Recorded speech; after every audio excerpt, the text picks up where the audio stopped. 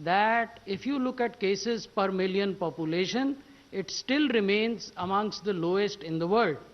Today we have 538 cases per million population. This is as per WHO situation report. And you have figures for other countries also, from Americas, from Europe, and from other parts of the world.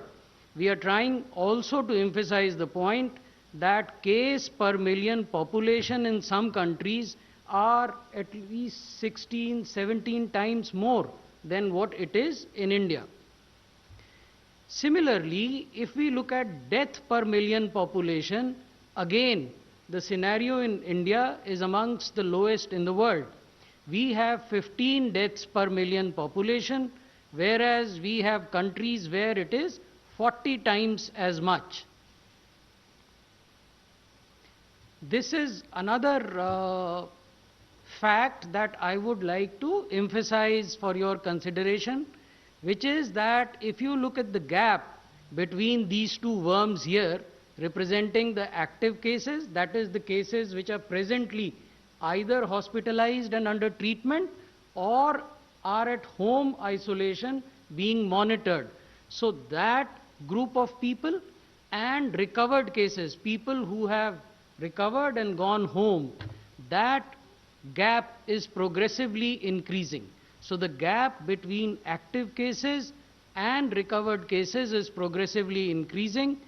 Today, we have 4,76,000 odd recovered cases and only 2,69,000 odd active cases. So when we talk of caseload of COVID in India, caseload is 2,69,000 people. That is important, because this tells us that at the end of the day, we have managed a situation where our healthcare infrastructure is not unduly burdened, is not creaking because of the pressure. So that is the significance of this slide. Now, in absolute numbers, we have told you that the active cases are 2,69,789 and recovered cases are 4,76,378. यहाँ हम ये निवेदन आपके समक्ष करना चाहते हैं कि जो रिकवरीज हैं वो लगभग दुगनी 1.75 टाइम्स हो गई हैं एक्टिव केसेस की तुलना में। यानी जितने लोग अस्पतालों में एडमिशन के लिए जा रहे हैं उससे कहीं अधिक संख्या में लोग अस्पतालों से डिस्चार्ज हो रहे हैं। ये हम आपको रिकवरी रेट की जो बदलने की दर है, रेट ऑफ चेंज आपको दिखा रहे हैं, कैसे रिकवरी रेट राइज कर रहा है। आप देखेंगे कि 10% से ये 26% हुआ, फिर 47% हुआ 31 मई तक, और 9 जुलाई को ये 62% हो गया है और ये निरंतर बढ़ता जा रहा है। The rate of increase of recovery is appreciable. ये कुछ जनसंख्या से संबंधित और आयु वाली जनसंख्या से संबंधित आंकड़े हैं। इसमें हम आपको ये बता रहे हैं कि यदि आप देखें कि 14 बरस से कम की आबादी का हिंदुस्तान की कुल आबादी में क्या प्रतिशत है, तो वो 1%, वो 35% है। उस 35% आबादी में कोविड डेथ्स 1% हुई हैं। 15 से 29 वर्ष की जो आयु के लोग हैं वो भारत की जनसंख्या का 18% हैं, और इस आयु वर्ग में कोविड की जो डेथ्स हैं वो केवल 3% हुई हैं। 30 से 44 वर्ष की जो आयु के लोग हैं वो भारत की जनसंख्या का 22% है, और इस एज ग्रुप में कोविड की जो डेथ्स हैं वो 11% है। तो अगर आप इस पूरे ब्लॉक को एक साथ देखें, यानी 14 साल से कम के आयु से लेकर 44 वर्ष की आयु तक के लोग, तो इसमें जो कोविड से रिलेटेड डेथ हैं वो केवल 15% हुई हैं। लेकिन साथ ही हमें ये नहीं भूलना चाहिए कि एक हाई रिस्क पॉपुलेशन भी है।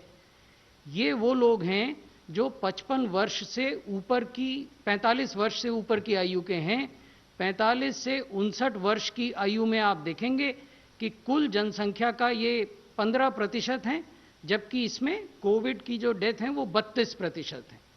60 से 74 वर्ष की जो आयु के लोग हैं वो भारत की जनसंख्या का 8% हैं, लेकिन इसमें कोविड से जो डेथ हुई हैं वो 39% है। और 75 वर्ष से अधिक आयु के उम्र दराज जो लोग हैं वो कुल आबादी का 2% हैं, लेकिन यहाँ जो कोविड से डेथ हुई हैं वो 14% है। यानी इसका निचोड़ ये है कि भारतवर्ष की 25% आबादी जो 45 वर्ष से लेकर ऊपर की आयु की है, 75 वर्ष से ऊपर तक की, उसमें 85% कोविड रिलेटेड डेथ हुई है। तो ये आयु वर्ग है जिस पर विशेष ध्यान देने की आवश्यकता है, भारत सरकार को भी, राज्य सरकारों को भी और यूटी एडमिनिस्ट्रेशंस को भी। इसको हम फिर फर्दर आपको और ग्रैनुलर बेसिस पर ये बता रहे हैं कि people who are between 60 to 74 years of age, they constitute 8% of India's total population. However, they also show 39% of COVID-linked deaths. And people who are more than 75 years are 2% of India's population, but they show 14% of COVID deaths. So this is a brief summary that I wanted to present before you. Thank you. Thank you very much, sir. Now I request the representative of ICMR, ma'am, please. So ICMR has been continuing its efforts to ramp up the testing capacity in the country and also making testing available at even the lower levels, the district level, and increasing the outreach of testing to the best of its capacity. In addition to the RT-PCR test, we have deployed the TrueNat and CBNat based testing also. And moving a step forward, very recently ICMR also has validated and approved the use of a rapid antigen point of care test, which is now validated, recommended for use, and is also being used now in the containment zones of various states as well as in the hospitals. So with this, we really hope to follow the approach of test, track and treat, because if we take this testing to the grassroots level, the number of individuals, infected individuals, mild symptomatic or even asymptomatic individuals that you'll be able to catch really increases. And this is likely to catch individuals in the early stage of infection and also lower the burden on hospitals. So this is one strategy which has taken up well. We also came up with advisories, revised advisories on testing, which was loaded up on ICMR website on 25th of June. And subsequently, we also have come up with a very explicit advisory on the use of antibody-based IgG assays, which are recommended as a surveillance tool. And also the advisory for that is there on ICMR website. It has been disseminated to the states. Multiple letters, joint letters from Secretary Health and Secretary Department of Health Research have been sent.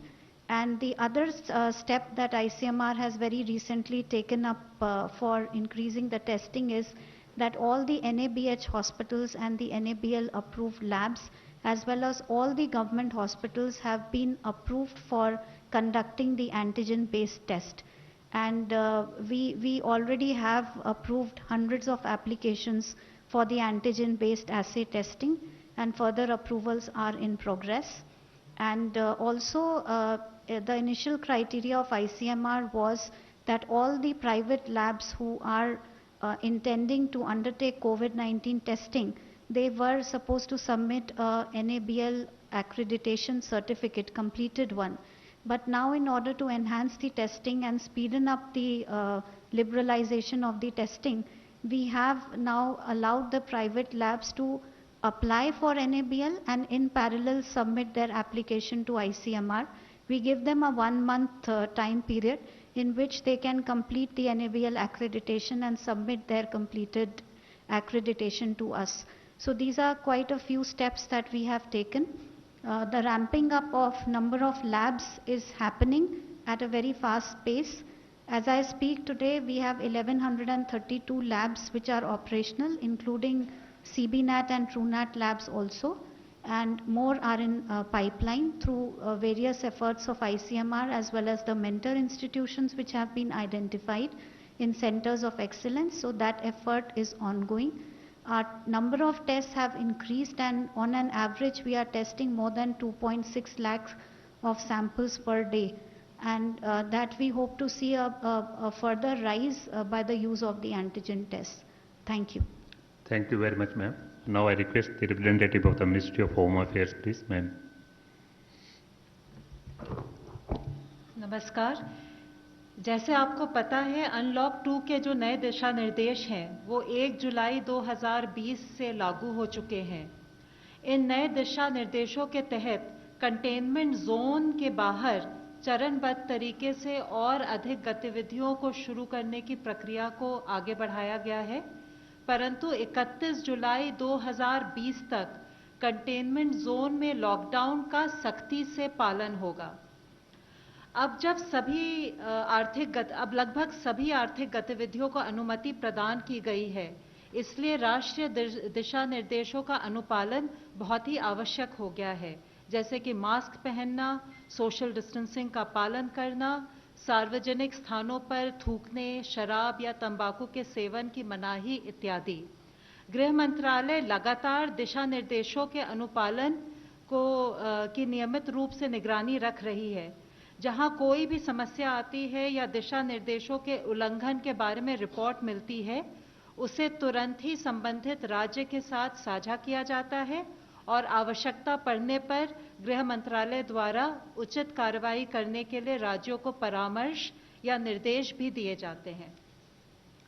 देश की राजधानी दिल्ली और NCR क्षेत्र में कोविड-19 की स्थिति में सुधार के लिए गृह मंत्रालय द्वारा उच्च स्तर पर नियमित रूप से संबंधित राज्यों के साथ बैठक की जा रही है।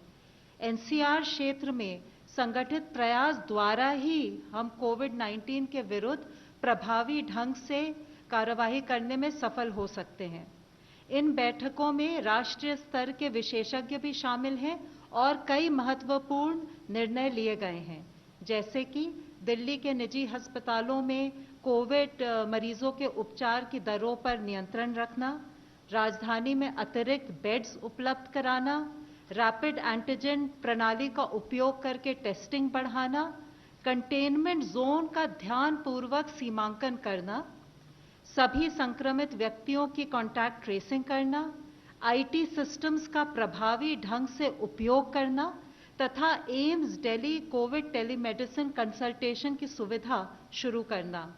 और ये जो AIIMS Delhi Covid telemedicine consultation की सर्विस है, आज ये पूरे देश के जो कोविड हॉस्पिटल्स हैं वो इस सुविधा से क्लिनिकल मैनेजमेंट के लिए गाइडेंस ले सकते हैं। संयुक्त प्रयासों से दिल्ली में कुछ हफ्तों में काफ़ी सुधार हुआ है। दिल्ली में रैपिड एंटीजन पद्धति का बड़े स्तर पर उपयोग किया जा रहा है, टेस्टिंग की भी क्षमता को बढ़ा दिया गया है। 8 जुलाई तक 6,79,831 टेस्ट कर दिए गए हैं, यानी 10 लाख की आबादी पर 35,780 टेस्ट। अब प्रतिदिन लगभग 20,000 से अधिक टेस्ट किए जा रहे हैं। टेस्टिंग क्षमता में वृद्धि होने पर भी एक्टिव केसेस पर नियंत्रण है। 9 जुलाई को दिल्ली में लगभग 23,452 एक्टिव केसेस हैं। रिकवरी रेट 72% से अधिक है। डबलिंग रेट बढ़कर 29.7 डेज यानी कि लगभग 30 दिन हो गई है। 1 जून को दिल्ली में जहां 4,456 हॉस्पिटल बेड उपलब्ध थे, आज 15,096 बेड उपलब्ध हैं। 8 जुलाई को इनमें से लगभग 10,237 बेड खाली थे, यानी कि लगभग 68%। ये सब आंकड़े मैं इसलिए साझा कर रही हूँ क्योंकि हम दिल्ली वासियों को आश्वस्त कराना चाहते हैं कि हम सब मिलकर उनके लिए पर्याप्त चिकित्सा सुविधाएं मुहैया करने के लिए प्रयासरत हैं। डीआरडीओ द्वारा स्थापित सरदार वल्लभ भाई कोविड हॉस्पिटल इस पूरे अभियान में एक गेम चेंजर के रूप में सामने आया है, जिसने दिल्ली में ही नहीं देश में पहली बार थोड़े ही समय लगभग 12 दिन में श्रेष्ठ सुविधा दिल्ली वासियों के लिए उपलब्ध करा दी है। सरकार की ओर से हम फिर से डीआरडीओ, आर्म्ड फोर्सेस और निजी क्षेत्र के जो प्रमुख योगदानकर्ता थे उनकी तरफ अपना आभार प्रकट करते हैं। राधा स्वामी सत्संग, भारतीय तिब्बत सीमा पुलिस और दिल्ली सरकार ने मिलकर जो 10,000 बेड वाले कोविड केयर सेंटर को क्रियान्वित किया है, वो भी इस विशाल स्तर पर एक बहुत ही अनूठा और देश का सर्वप्रथम प्रयास रहा है। हमारा सबसे आग्रह है कि सरकार के प्रयासों में अपना सहयोग दें तथा राष्ट्रीय दिशा निर्देशों का कड़ाई से अनुपालन करें, ताकि हम सब मिलकर कोविड-19 के संक्रमण की चेन को तोड़ने में सफल हों। धन्यवाद। धन्यवाद। फ्रेंड्स, कुछ क्वेश्चंस ऑनलाइन हैं, हम आपके भी क्वेश्चंस लेंगे। सर, सबसे ज़्यादा इम्पोर्टेंट आजकल प्लाज्मा की बात हो रही है। ऑनलाइन क्वेश्चन जो है, has benefit of plasma therapy been investigated enough for the blanket allowance? मैं आपकी जानकारी में ये तथ्य लाना चाहूँगा कि प्लाज्मा के उपयोग का निर्णय जो ट्रीटिंग क्लिनिशियन हैं वो लेते हैं, और प्लाज्मा थेरेपी को भारत सरकार के स्वास्थ्य मंत्रालय ने अपनी क्लिनिकल प्रोटोकॉल की गाइडलाइंस में इन्वेस्टिगेशनल थेरेपी के रूप में दर्शाया है। किन मामलों में प्लाज्मा थेरेपी का इस्तेमाल किया जाना है, ये भी क्लिनिकल गाइडलाइंस जो भारत सरकार ने जारी की हैं स्पष्ट रूप से दर्शाती हैं। प्लाज्मा की उपलब्धता के लिए अलग अलग राज्य सरकारें अलग अलग प्रयास कर रही हैं। कुछ लोग रैंडमाइज्ड प्लाज्मा ट्रायल की ओर भी इंगित करते हैं। मुझे लगता है कि ये जो ऑनलाइन प्रश्न है संभवतः ये वो भी पूछना चाह रहे हैं। तो रैंडमाइज्ड जो ट्रायल हो रहा है प्लाज्मा थेरेपी का, वो ICMR के तत्वावधान में हो रहा है, under the aegis of ICMR। It has various participating hospitals, और उसमें लगभग 452 मरीजों पर रैंडमाइज्ड ट्रायल हो रहे हैं। अभी भी, हालांकि वो ट्रायल प्रारंभ हो चुके हैं, लेकिन अभी भी जो इच्छुक अस्पताल हैं उन ट्रायल में पार्टिसिपेट करने के लिए ICMR के समक्ष अपनी इच्छा व्यक्त कर सकते हैं। और हमारा ये भी कहना है कि जहां इंडिविजुअल केसेस में ट्रीटिंग क्लिनिशियन प्लाज्मा थेरेपी के लिए जाते हैं, वहां न तो ICMR और न ड्रग्स कंट्रोलर जनरल की किसी फॉर्मल अप्रूवल की आवश्यकता है। 99।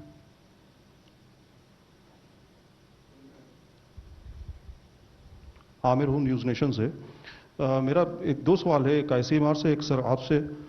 सवाल ये कि क्या ये कम्युनिटी ट्रांसमिशन हो चुका है इसको लेकर के काफ़ी क्वेरीज की जा रही हैं कि कम्युनिटी ट्रांसमिशन हुआ है या नहीं हुआ है। और ICMR से सवाल है कि अभी हाल ही में एक नोट आया था जिसमें कहा गया था कि 7 तारीख को वो जो क्लिनिकल ट्रायल जो है वो शुरू हो जाएगा, जो कोविड की वैक्सीन बनी है, और उसके बाद 15 तारीख को उसे लॉन्च किया जाएगा। क्या वो सही था? अगर सही था तो क्या है उसमें, और अगर वो गलत था तो क्या, किस तरह की मिस्टेक हुई है? मैं दोनों ही प्रश्नों पर कुछ प्रारंभिक जानकारी आपको दे देता हूं, उसके बाद ICMR अगर चाहेंगे तो मुझे सप्लीमेंट करेंगे। पहला प्रश्न है कम्युनिटी ट्रांसमिशन के संबंध में। आज भी माननीय स्वास्थ्य मंत्री जी ने ये स्पष्ट किया है ग्रुप ऑफ मिनिस्टर्स की बैठक के बाद कि भारत में कम्युनिटी ट्रांसमिशन की स्टेज नहीं है। हमारे यहाँ कुछ जियोग्राफिकल एरियाज ऐसे हैं जहाँ लोकलाइज्ड आउटब्रेक्स हुई हैं। ये हमें नहीं भूलना चाहिए कि हमारे देश में 49 districts alone account for 80% of Covid cases. तो जहां 733 से अधिक जिलों वाले देश में 49 जिले ही 80% से अधिक केसेस को दर्शा रहे हों, वहां कम्युनिटी ट्रांसमिशन की बात करना संभवतः जस्टिफाइड नहीं है। हमारा ये भी मानना है कि जहां भी एक्टिव केसेस होते हैं, यदि हम निर्धारित प्रोटोकॉल का पालन करें तो हम 72 घंटे में यानी 3 दिन में जितने भी क्लोज कांटेक्ट हैं एक्टिव केसेस के, उनको ट्रेस और ट्रैक कर सकते हैं। तो ऐसा वातावरण जहां आप क्लोज कॉन्टैक्ट्स को ट्रेस और ट्रैक करने की स्थिति में हों, वहां कम्युनिटी ट्रांसमिशन की बात करना संभवतः जस्टिफाइड नहीं है। अब जो दूसरा प्रश्न था आपका, मैं उसका व्यापक परिप्रेक्ष्य, the broader context must also be understood, then we will come to what ICMR is doing. इस समय पूरे विश्व में 100 से अधिक वैक्सीन कैंडिडेट्स हैं जो अलग अलग ट्रायल की स्टेज पर हैं। भारत के लिए संतोष की बात यह है कि 2 ऐसे वैक्सीन कैंडिडेट हैं जो कि एंटायरली इंडिजिनस वैक्सीन कैंडिडेट हैं। इसमें एक भारत बायोटेक इंटरनेशनल लिमिटेड की वैक्सीन है और दूसरी मेसर्स कैडिला हेल्थ केयर की वैक्सीन है। Bharat biotech international limited ICMR के साथ सहयोग कर वैक्सीन का डेवलपमेंट कर रहा है। इन दोनों वैक्सीन्स ने एनिमल टॉक्सिसिटी स्टडीज पूरी कर ली हैं प्रॉपर अप्रूवल लेने के बाद। एनिमल टॉक्सिसिटी की जो स्टडीज हैं वो होती हैं चूहे पर, वो होती हैं गिनी पिग पर, वो होती हैं रैबिट पर। So these studies have already been concluded and the toxicity data in respect of both these vaccines has been shared with the Drugs Controller General of India.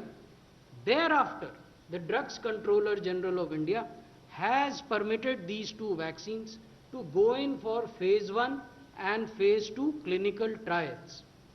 phase 1 और phase 2 clinical trials की जो sites हैं, यानी जिन जगहों पर वो trial होगा, वो फाइनलाइज की जा चुकी हैं और अब इसको प्रारंभ होना है, यानी अभी ये प्रारंभ नहीं हुआ है।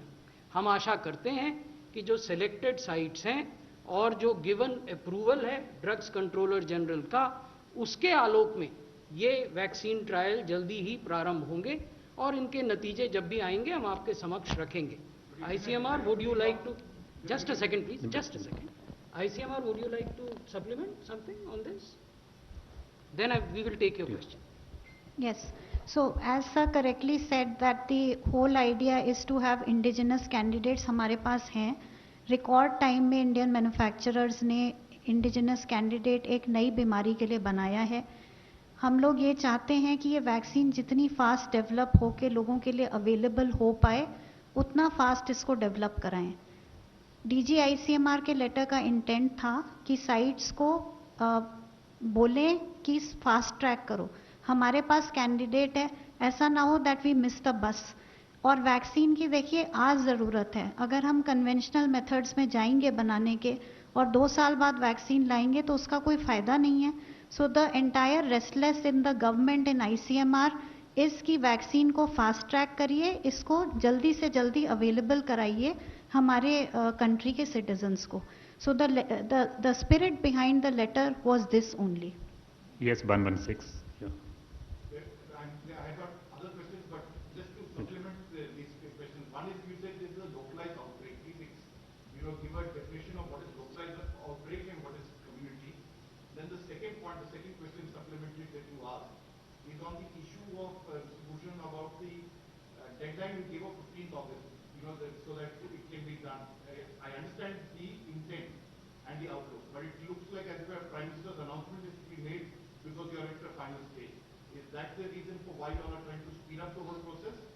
And third, on this black marketing of drugs, that has started. And there are a number of drugs which we have checked out, Pavotini and Registra, all these are not available easily in chemistry. What are you doing to ensure that people get this to survive? So the first thing, please don't read something which is not there in DGICMR's letter. DGICMR's letter's intent is only to expedite duly approved clinical trials without compromising on safety and security concerns. Coming to black marketing, it has come to the notice of the Ministry of Health and Family Welfare that certain drugs are not available freely in the market. Therefore, the Drugs Controller General of India on 6th July and 7th July wrote 2 letters to the companies which are manufacturing these drugs, and he made 2 very specific suggestions. First suggestion was that these companies must put in place a 24/7 helpline where the patients or their caregivers, family members, could contact in case the drug is not available in the market or is being overcharged. So that is the first suggestion. The second suggestion that he gave to these manufacturers is that they must proactively put on their website the details of their distribution network and their supply lines, so that all confusion and anxiety in the market subsides. In addition, the Drugs Controller General has also directed state governments, उन्होंने निर्देश दिया है राज्य सरकारों को कि उनका जो ड्रग इंस्पेक्टर नेटवर्क है वो लोग ये सुनिश्चित करें, बाजार में इंस्पेक्शन करके, कानून उनको वो पावर देता है कि कोई भी ड्रग जिसका कोविड में इस्तेमाल होता है उसकी कालाबाजारी न हो. We'll take others. I think let me just. उसमें मुझे बस यही निवेदन करना है, मैंने काफी विस्तार में पूर्व में बताया, WHO ने भी लोकलाइज्ड आउटब्रेक और कम्युनिटी ट्रांसमिशन की कोई स्टैंडर्ड परिभाषा नहीं जारी की है. उन्होंने अपने मेंबर स्टेट्स को ये अधिकार दिए हैं कि वो स्थानीय स्थिति का आकलन करने के बाद रिपोर्टिंग करें, जिसको WHO हूबहू जिस तरह से रिपोर्टिंग हुई अपने वेबसाइट पर दिखाता है. नंबर 11. सर मैं पवन हूँ दैनिक भास्कर से. सर आपने बताया कि अभी एक्टिव केसेज जो हैं मोर देन अराउंड 270,000 हैं. इसमें से कितने हॉस्पिटल्स में हैं और कितने होम आइसोलेशन में हैं, और आप लोग ये जो डेली फिगर देते हैं कि इतने लोग ठीक हो गए, वो जो घर पे हैं उनका आप लोग डेटा कैसे बताते हैं?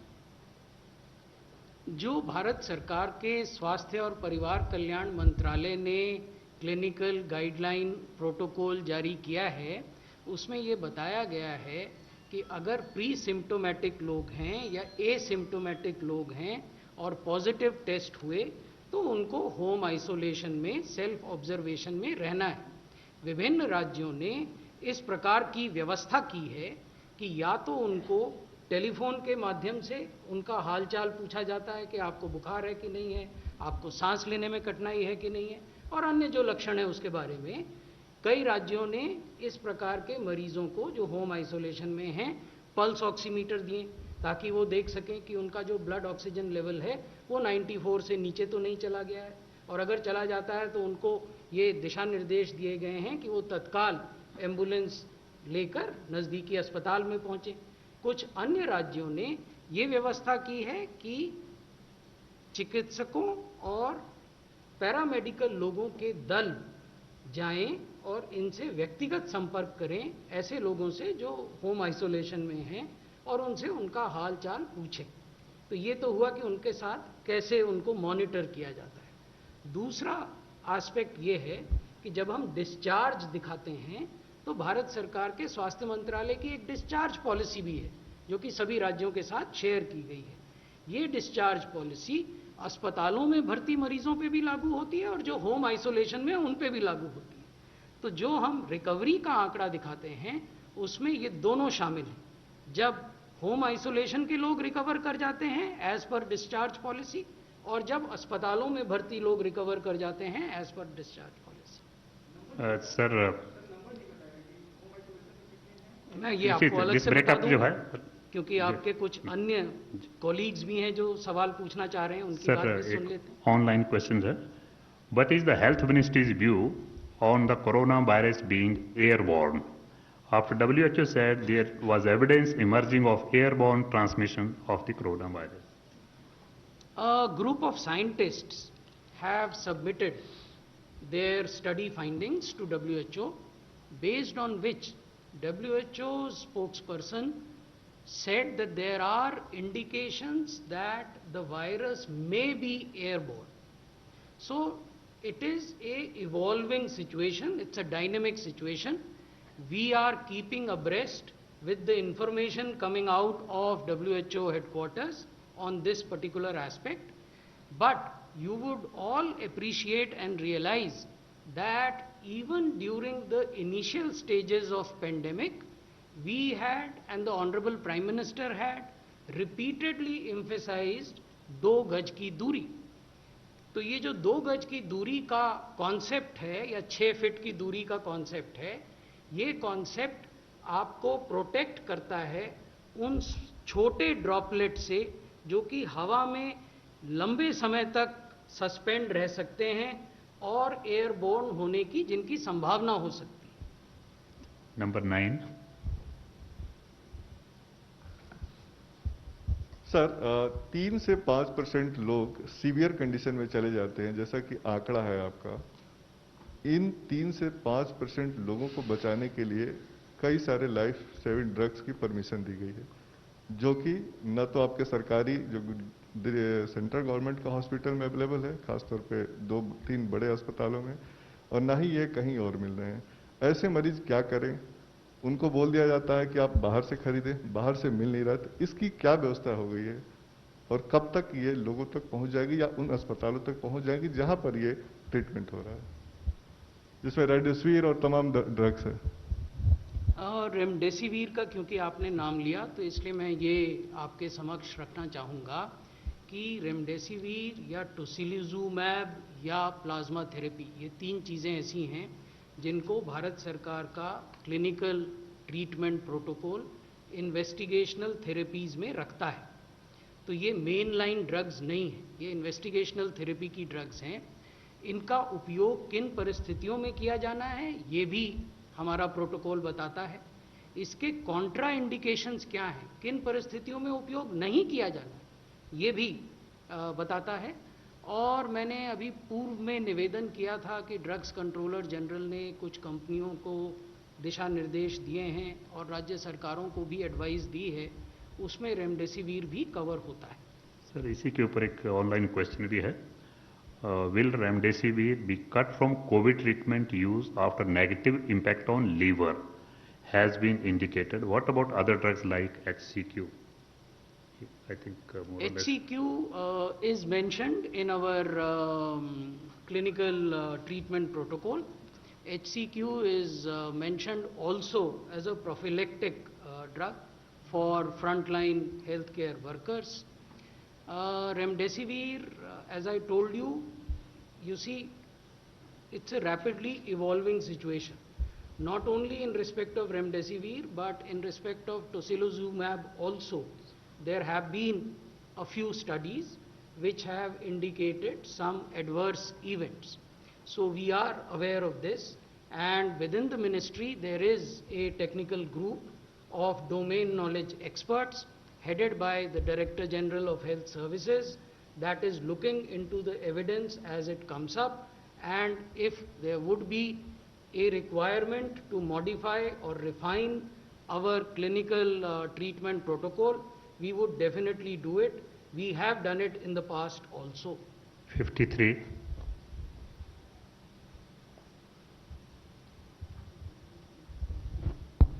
Question for Dr. Nivedita Gupta.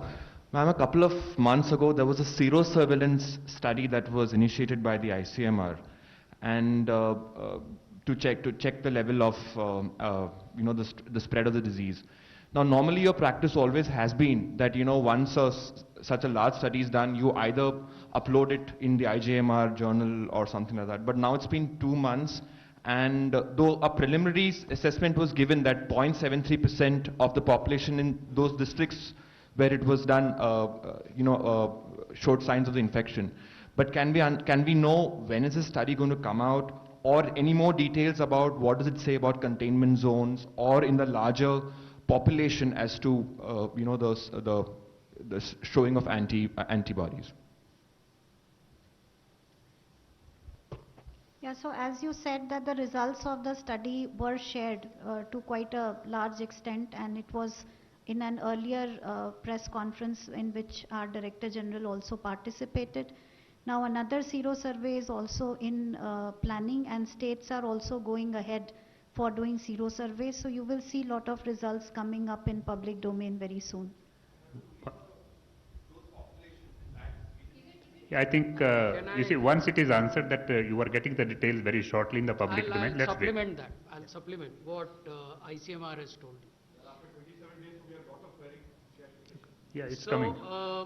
the sero surveillance that you are referring to is the one conducted by ICMR across the country, and it basically focused on infections of mid-April, and the preliminary studies and findings were shared with you.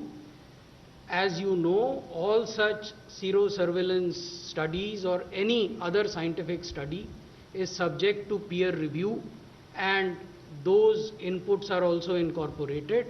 So that process is going on, and we will be in a position to share with you once that process is over. What ICMR has just now referred to are two subsequent developments. One is the seroprevalence study, which has been done in Delhi in terms of sample collection.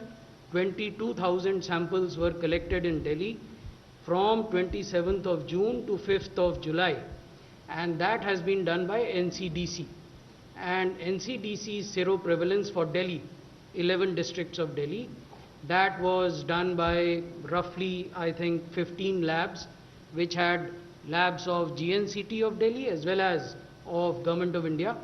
That is being processed, and those results will also be out. The third independent development is that in near future, ICMR is planning a follow-up seroprevalence study, pan-India, to the earlier serosurveillance that they had done for mid-April infections. 157. Sir, मैं प्रशांत हूँ ABP news से। आपने कहा sir कि 49 district में 80% cases हैं इसके। मैं ये जानना चाह रहा हूँ कि पिछले दिनों में आपने देखा होगा तिरुवनंतपुरम, पटना, भागलपुर, गुवाहाटी, हर जगह लॉकडाउन किया जा रहा है दोबारा। क्या नए स्पॉट्स ऐसे आ रहे हैं जहाँ पर आपको लगता है चिंता बढ़ रही है, जो पुराने से नए में हम लोग नए एरियाज़ में जा रहे हैं जिसकी वजह से ये लॉकडाउन करना पड़ रहा है? दूसरा एक सवाल है, एक मैसेच्यूसेट्स इंस्टीट्यूट ऑफ टेक्नोलॉजी जो अमेरिका की है, MIT, उसने एक स्टडी किया है कि अगर दवा या वैक्सीन नहीं आया तो जनवरी या फरवरी अगले साल पर डे 2,87,000 केसेस इंडिया में आएंगे। क्या आपको इसकी आशंका लगती है? पहला जो आपका प्रश्न है, उसमें हम लोग राज्यों के साथ निरंतर संवाद में रहते हैं, और हम राज्यों को बार बार ये आवश्यकता बताते हैं कि जहां केसेस की संख्या स्टेबलाइज भी हो गई है, वहां भी हम अपने एफर्ट्स को स्लैकन नहीं कर सकते। हमें अभी भी पूरे जोश के साथ कुछ गतिविधियां करनी है। वो गतिविधियां क्या हैं? एक, जहां भी नए केस आते हैं वहां कंटेनमेंट एरियाज़ का निर्धारण हो। दो, जब कंटेनमेंट एरियाज़ का निर्धारण हो गया तो उस कंटेनमेंट एरिया के भीतर house to house active case search हो। तीन, तुरंत टेस्टिंग हो, उसके लिए टेस्टिंग को रैंप अप करना आवश्यक है, जो हमने दिल्ली में करके दिखाया है सबके सहयोग से, दिल्ली सरकार के सहयोग से, भारत सरकार के सहयोग से, अन्य संस्थाओं के सहयोग से। और जब आप रैंप अप करते हैं टेस्टिंग को, तो जो भी नए केस आते हैं उनको आप तुरंत आइसोलेट करें और उनका ट्रीटमेंट करें। आपने ये पाया होगा कि जिन शहरों में या जिन इलाकों में ये गतिविधि जहां भी कुछ धीमी होती है तो केसेस की तादाद बढ़ जाती है।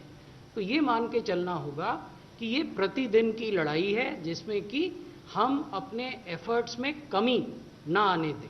ये तो आपके पहले प्रश्न का उत्तर है। दूसरा प्रश्न जो आपने एक मैथमेटिकल मॉडल के बारे में उठाया, आप सब अवगत हैं कि पिछले कई महीनों में, मार्च में, अप्रैल में, अनेक संस्थाओं ने अनेक प्रकार के मैथमेटिकल मॉडल से इस डिजीज़ के प्रेवलेंस और संख्याओं के बारे में प्रोजेक्शन करने की प्रयास की है।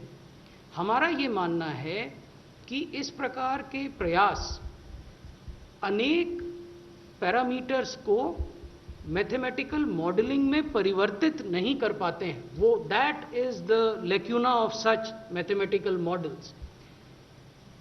इन्फेक्शन या वायरस कैसे बिहेव करेगा, एक पैरामीटर ये है। इन्फेक्शन के प्रति सरकारें कैसे बिहेव करेंगी, राज्य सरकार और भारत सरकार, दूसरा पैरामीटर ये है। कम्युनिटी कैसे बिहेव करेगी, समुदाय, तीसरा पैरामीटर ये है।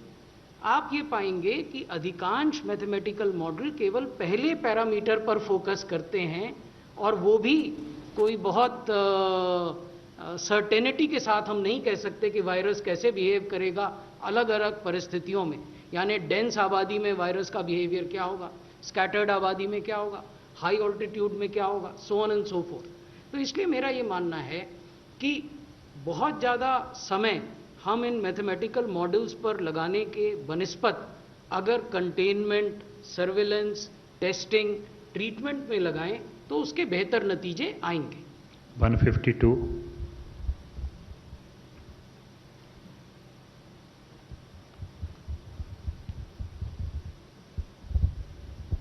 सर, मैं कुमार कुंदन हूँ, TV9 भारतवर्ष से। मेरा सवाल ये है कि डॉक्टर गुलेरिया ने कुछ दिनों पहले बोला था कि जून और जुलाई में संभवतः पीक आ जाएगा। दिल्ली में लगातार केसेस बढ़ रहे हैं, महाराष्ट्र में भी केसेस में हैं, तो क्या हम मान के चलें कि यहाँ पीक आ चुका है? और एक दूसरा सवाल ये भी कि अभी एयरबॉर्न पे तो आपने कहा, लेकिन अगर एयरबॉर्न है तो क्या उसके लिए कोविड प्रोटोकॉल और कुछ चेंज करने की ज़रूरत है, या जिस तरह हम चल रहे हैं उससे हम सफलता पा सकते हैं? मैंने इन दोनों प्रश्नों के कुछ उत्तर दे दिए हैं अन्य आपके साथियों के प्रश्नों के जवाब में। एयरबोर्न में मेरा यही कहना है कि लगातार हम कोविड एप्रोप्रिएट बिहेवियर की बात कर रहे हैं। हम ये कह रहे हैं कि आपको मास्क पहनना चाहिए, आपको 2 गज की दूरी बना के रखनी चाहिए, हाथों को लगातार धोना चाहिए, भीड़ भाड़ वाली जगहों पर न तो खुद ऐसे आयोजन करने चाहिए न जाना चाहिए। तो ये सब प्रिकॉशनरी स्टेप हैं। मैंने ये भी निवेदन किया था कि ये डायनेमिक सिचुएशन है, इसमें साइंटिफिक एविडेंस जैसे जैसे आएंगे वैसे वैसे जो हमारा रिस्पांस है वो और रिफाइन होगा। 28। Hi sir, I am Ayushman from Mirror Now. 2 questions. First is you mentioned about the recovery rate. With testing number increasing, the test positivity rate is also increasing. Somewhere it was 8% 20 days ago, and now it is somewhere 10 to 12%. Also, sir, there are states like Telangana, Karnataka, Bengaluru to be particular, Patna. We are witnessing high caseload. What is the strategy right now?